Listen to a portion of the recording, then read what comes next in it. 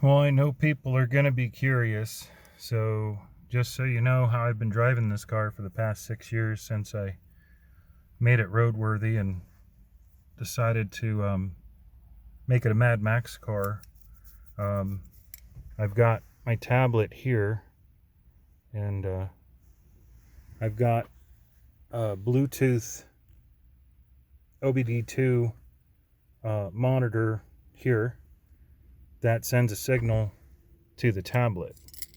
So I'll kind of show you what it looks like, because it's going to end up going back in there. But so this is what the cluster looks like without the tablet.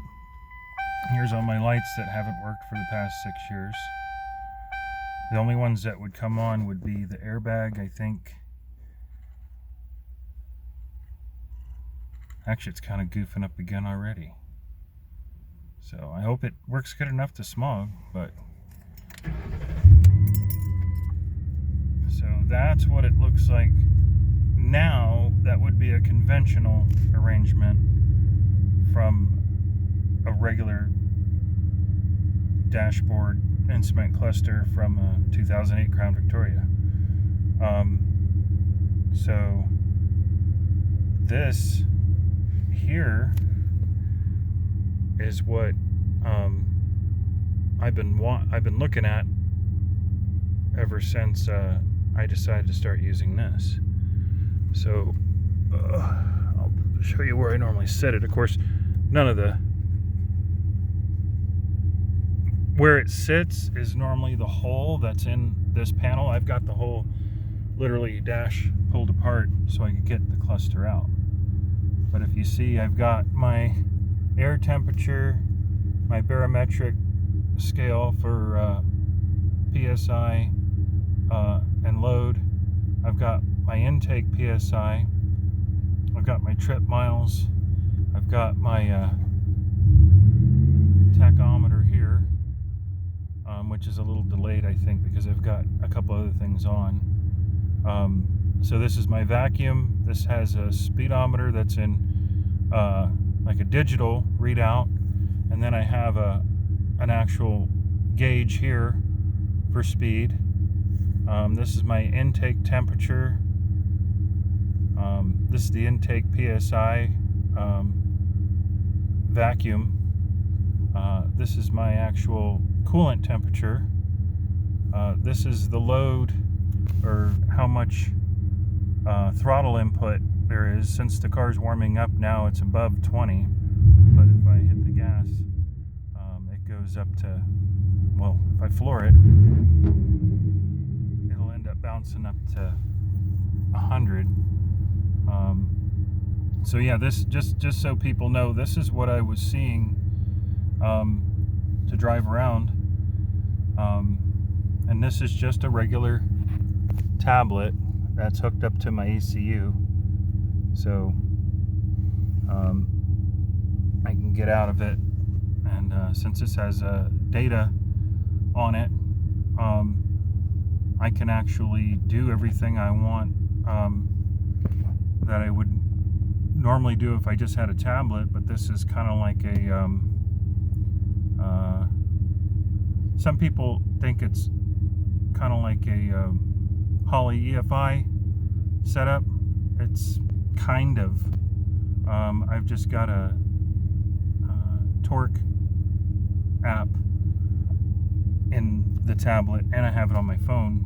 So if I do end up having a problem with the car, which I'm going to check right now since I have to smog it now, I've been able to smog it every other time I've taken it to smog shop. I've never had to pull any back door bull crap to get it to pass smog. It's just been a legitimate California smogging vehicle.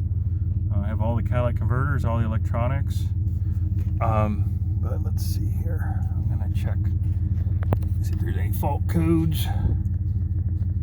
After all this foolishness, this thing is touchy when I can't see it. So, show historic faults.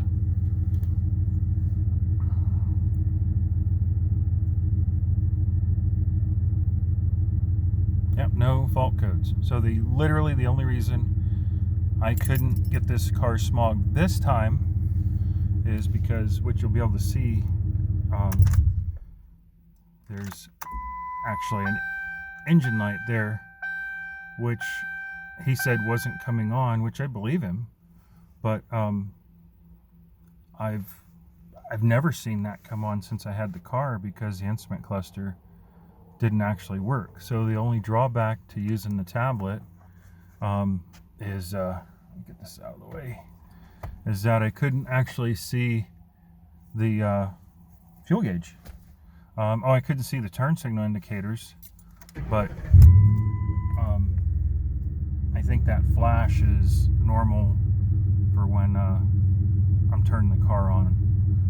It did do a weird little thing before, because whenever I turn this cluster, whenever I plugged the cluster in, even if the car wasn't running, all the needles would like vibrate, probably calibrating themselves.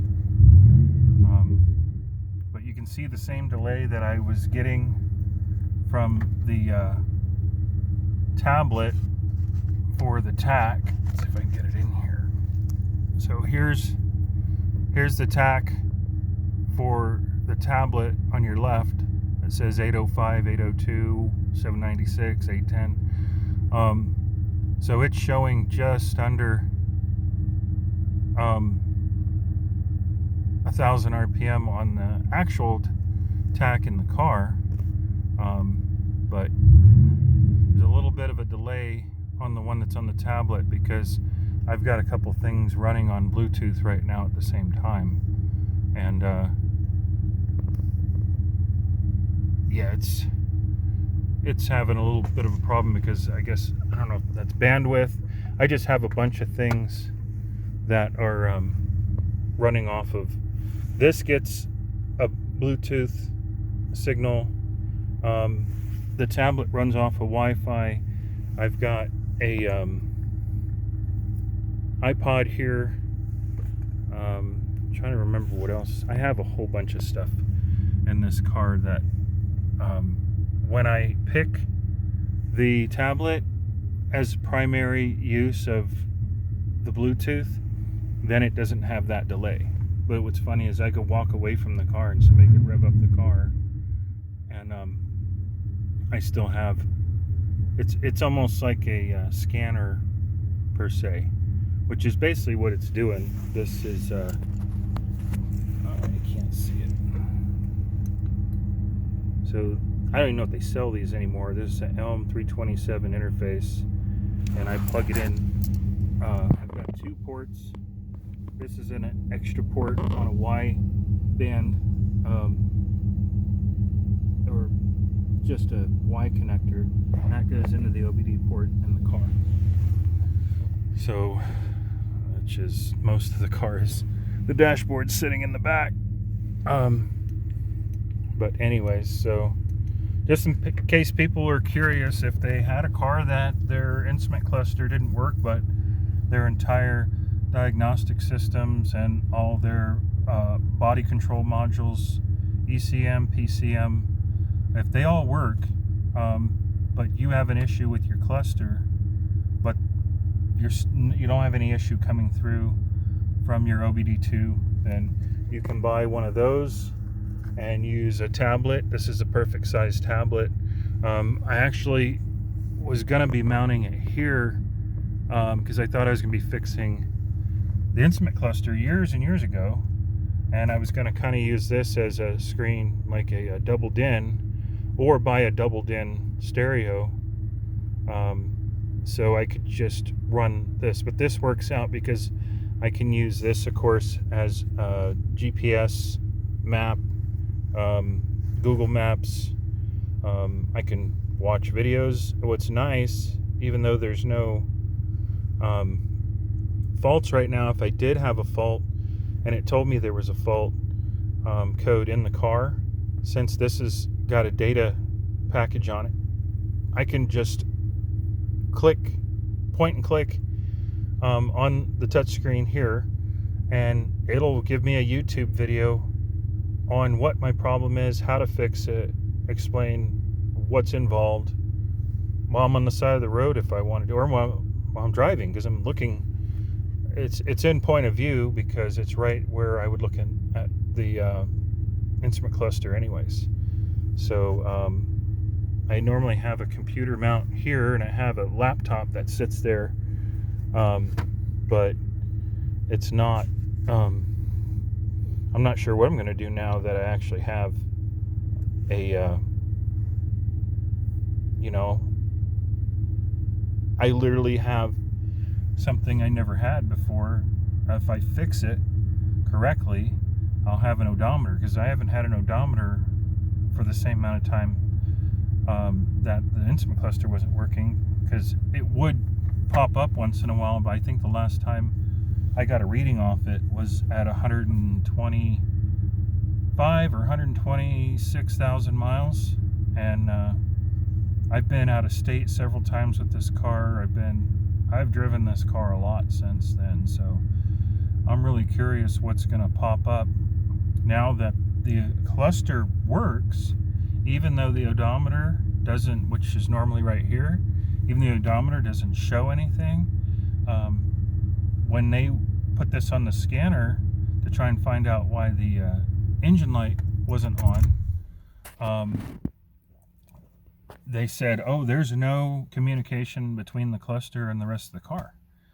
So my tablet doesn't give me odometer reading. It will keep track like a GPS, and it'll leave a breadcrumb trail, and it can retrack my steps, and it can also do data logging, but it's not an actual odometer from the car, and it can't pick up the odometer reading from the car. If I type it in and never reset it, kind of like a regular GPS, which I use this for my speed when I don't always have the tablet on, because sometimes I'm just making a quick drive to the store or something, and I don't bother turning the tablet on because it doesn't come on and off with the ignition like a Holley EFI tablet would.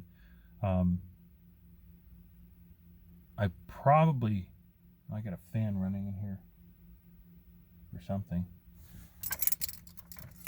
Oh, I think it's my headlights. They have little cooling.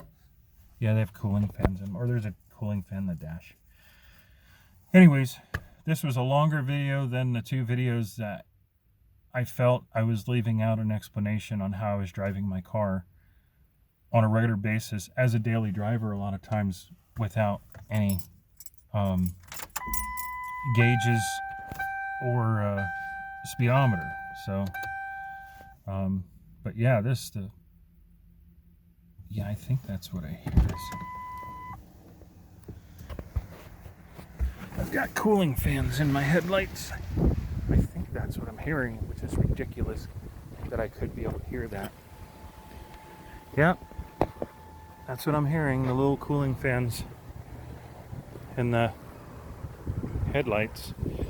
I don't know why I can hear that. You probably can't hear that on the video, but I have some superhuman hearing for some reason.